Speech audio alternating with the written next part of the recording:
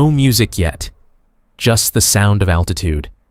Below you, two continents, not metaphorically, not poetically, literally.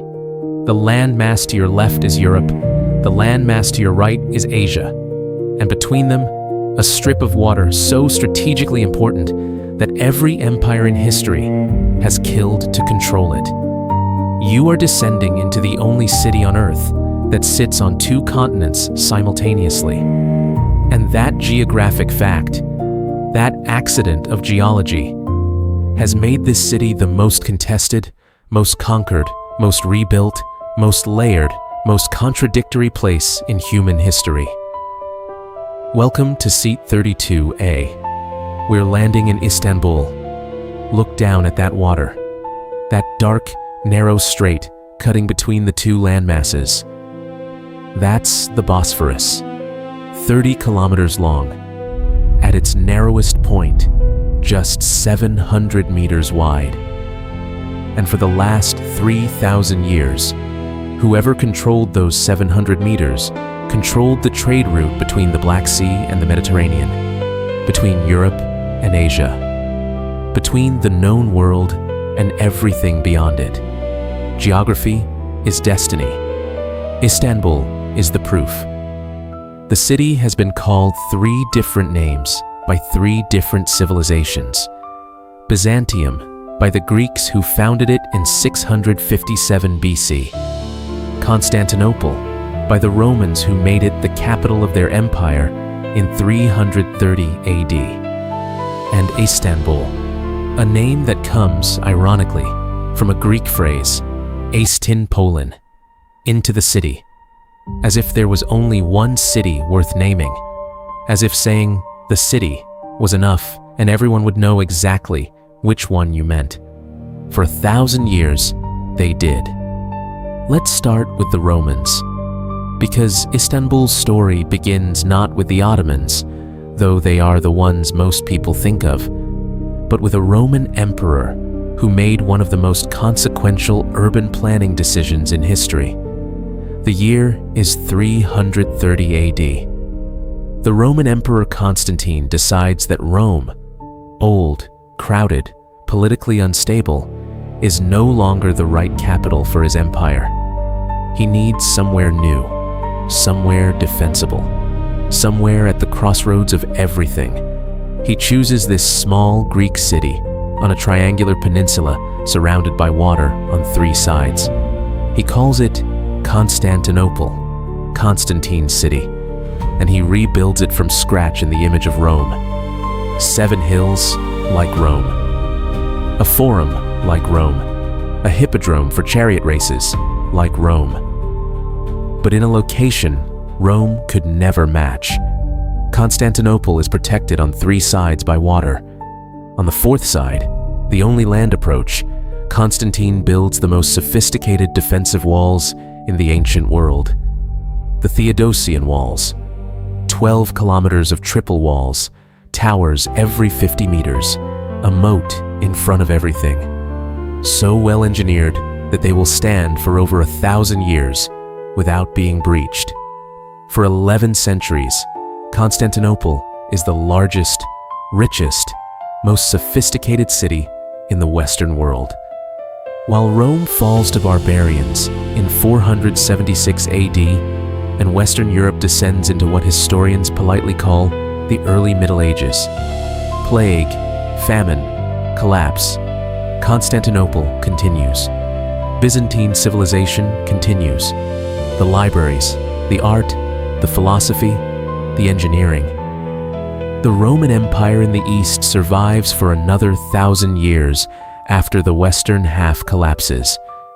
The city that Rome built, on the bones of a Greek fishing village, becomes the keeper of civilization, while the rest of the world forgets how to read. Now look at the skyline from the window. See those domes? Those minarets? That is the silhouette that has defined this city's identity for the last 570 years. On May 29, 1453, a 21-year-old Ottoman sultan named Mehmed II does what no one has managed to do in over 1,000 years. He breaches the Theodosian Walls. Constantinople falls. The Byzantine Empire, the Eastern Roman Empire, the direct continuation of Rome, ends after 1,123 years. Mehmed rides into the city and goes directly to the Hagia Sophia, the greatest church in Christendom, built in 537 AD, a building so technically ambitious that when it was completed, the emperor reportedly said, "Solomon, I have surpassed you." Mehmed walks in, picks up a handful of dirt, and pours it over his head, a gesture of humility before God. Then he declares the building a mosque. The conquest of Constantinople is one of the most significant events in world history. It ends the medieval period.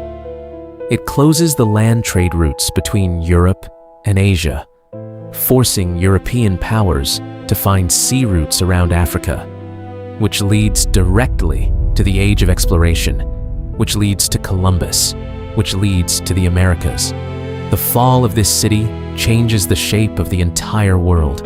Mehmed doesn't destroy Constantinople. He repopulates it. He invites Greeks, Armenians, Jews, Genoese merchants, anyone with useful skills, to come and build the new Ottoman capital.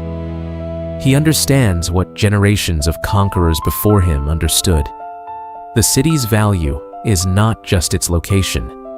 It is the accumulated expertise, the trade networks, the institutional knowledge of a city that has been functioning for over 1,000 years. Istanbul, as it is now called, becomes the capital of the Ottoman Empire at its height. From here, the sultans rule a territory stretching from Hungary to Yemen, from Algeria to Iraq. The largest empire the world has seen since Rome. And at the center of it all, this city on 2 continents, this city at the crossroads of everything. Look toward the old city, that dense cluster of domes and minarets on the peninsula. That peninsula, surrounded by the Bosphorus, the Golden Horn, and the Sea of Marmara, is where every civilization that has ever claimed this city has built its monuments. The layers are almost geological. Beneath the streets of the Grand Bazaar, one of the oldest and largest covered markets in the world, 4,000 shops, 60 streets, operating continuously since 1461, there are Byzantine foundations. Beneath those, Roman structures. Beneath those, Greek remains. The city doesn't demolish its past. It builds on top of it, layer by layer, until the past becomes the foundation of the present. The Hagia Sophia alone contains the entire history of Istanbul in one building. Built as a Christian cathedral in 537, converted to a mosque in 1453, converted to a museum in 1934 by Ataturk as a symbol of secular modernity, converted back to a mosque in 2020 as a symbol of something else entirely. One building, 1,500 years, 4 different identities. That is Istanbul in miniature. Now let's talk about the city that most people don't know. The Istanbul that has been disappearing for 100 years. At the beginning of the 20th century, Istanbul was one of the most cosmopolitan cities on earth. Not cosmopolitan in the modern sense, not international business hotels and expat coffee shops. Cosmopolitan in the original sense, genuinely, organically, historically, multi-ethnic and multi-religious. The city had large Greek communities, descendants of the original Byzantine population, who had lived here for thousands of years. Armenian communities, craftsmen, merchants, architects, musicians. Jewish communities, many descended from Jews expelled from Spain in 1492, who found refuge in the Ottoman Empire when Christian Europe would not have them. Levantine communities, Catholic merchants from Genoa and Venice, whose families had been in Istanbul for centuries. And of course, Turkish Muslim communities, the dominant group, but far from the only one. These communities didn't just coexist, they built the city together. The Armenian architect Nikos Balyan designed many of the Ottoman imperial palaces on the Bosphorus. The Greek Rum community ran much of the city's fishing industry and seafood trade. Jewish merchants connected Istanbul to trade networks across the Mediterranean. Then the 20th century happened. The 1915 Armenian genocide. The 1923 population exchange with Greece. A massive, forced transfer of populations that removed most of Istanbul's Greek community and replaced them with Turkish Muslims from Greece. The 1942 Varlık Vergisi, a discriminatory wealth tax that fell primarily on non-Muslim minorities and drove many of the remaining Greeks, Armenians, and Jews into poverty or emigration. The Istanbul Pogrom of September 6th to 7th, 1955, organized riots that destroyed Greek-owned businesses and churches, killing dozens and triggering a mass exodus of the remaining Greek community. In 1923, Greeks made up approximately 100,000 of Istanbul's population. Today, fewer than 3,000 remain. The city you are descending toward right now is a different city from the one that existed 100 years ago. The polyglot, multi-ethnic, cosmopolitan Istanbul of the late Ottoman period is gone. What remains are the buildings. The Greek Orthodox churches locked and dark. The Armenian churches still functioning for tiny congregations. The synagogues guarded by security because Jewish communities in Istanbul have lived under threat for decades. And the food. The food remembers what the people have forgotten. The balık ekmek, fish sandwich, sold by boats on the Golden Horn. The börek that Armenian bakers perfected. The Jewish Sephardic dishes that became absorbed into Turkish cuisine so completely that most people don't know their origin. The city's stomach still holds the memory of everyone who ever lived here, even after the people themselves were gone. Look at the Bosphorus from this altitude. That waterway is currently one of the most strategically important bodies of water on Earth. Every day, approximately 48,000 ships pass through it. Oil tankers carrying Russian crude oil from the Black Sea to the Mediterranean, grain ships from Ukraine, naval vessels from a dozen countries, all of them passing through 700 meters of Turkish water under Turkish control, governed by a 1936 treaty that is currently being renegotiated amid enormous geopolitical tension. Istanbul is not just a historical crossroads, it is a current one. The war in Ukraine made Istanbul globally relevant in ways it hasn't been since the Cold War. Turkey, positioned at the exact choke point between Russia's warm water access and the rest of the world, found itself suddenly, uncomfortably, extraordinarily powerful. Geography is destiny. It was true in 657 BC when the Greeks chose this peninsula. It was true in 330 AD when Constantine chose it. It was true in 1453 when Mehmed chose it. And it is true right now in the 21st century as ships carrying the energy and grain that the world depends on pass through that narrow strip of water at 700 meters wide. Some cities are important because of what their people built. Istanbul is important because of where it is, and where it is cannot be changed. Now let's talk about what Istanbul is today, because this is where the city's identity crisis becomes visible. Istanbul is a city of 17 million people, the largest city in Europe, though Turkey is not in the European Union and may never be.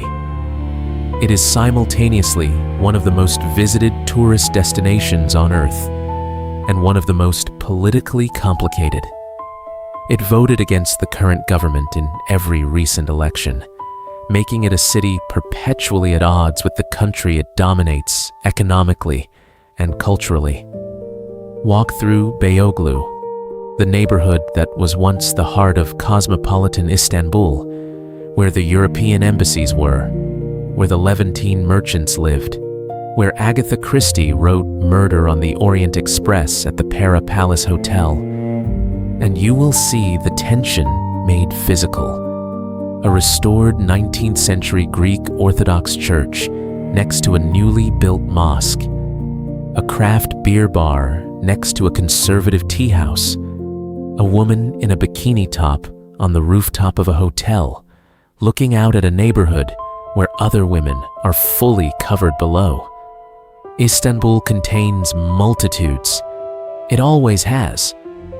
The difference now is that the multitudes are increasingly in tension with each other, performing their identities loudly in a city that used to absorb difference without commenting on it. The Grand Bazaar sells the same copper pots it has always sold, but now it also sells iPhone cases and selfie sticks and I Love Istanbul tote bags. The Bosphorus still connects two continents, but now it is spanned by 3 bridges carrying traffic jams of commuters who have moved to the Asian side because they can no longer afford the European side. 17 million people. The infrastructure of a city built for 5 million. The traffic is legendary. The pollution is real. The construction is constant. New mosques, new tunnels, new towers rising in every direction. Istanbul is growing so fast, it is physically digesting itself, tearing down its own neighborhoods to build newer, bigger, more expensive versions of themselves. We are close now. Watch the window. As we descend, look for the Bosphorus, that dark line cutting through the city, separating the European and Asian shores. Look for the old city peninsula with its dome and minaret silhouette. Look for the Golden Horn, the inlet on the north side of the peninsula that has served as Istanbul's natural harbor for 3,000 years. And then look at how far the city extends beyond all of that. How the suburbs of Istanbul stretch across the Thracian plain to the west until they hit the old Roman defensive walls. The same walls that kept out invaders for 1,000 years, now surrounded by apartment blocks. How they stretch across Anatolia to the east until they disappear into the Asian hills. Istanbul is the city that kept surviving when it should have fallen. The city that kept being conquered and then absorbing its conquerors. The city that lost its Greeks, its Armenians, its Jews, and still carries their memory in its architecture, its food, its street names. The city that sits on 2 continents and belongs fully to neither. The city that cannot decide what it is. And maybe that is precisely why it is still here. Cities that know exactly what they are tend to calcify. They become monuments to a fixed identity. Istanbul has never had the luxury of certainty. It has always been in motion, in argument, in contradiction. And that motion, that restless, unresolved identity, has kept it alive for 27 centuries, while every empire that claimed it has turned to dust. This was Seat 32A Istanbul, Episode 3, 2 continents, 3 names, 3 empires, 27 centuries, 17 million people still arguing about what this city is. Next time, we go somewhere completely different. Same seat, different window, same question. What is this city, really? subscribe, and find a window seat.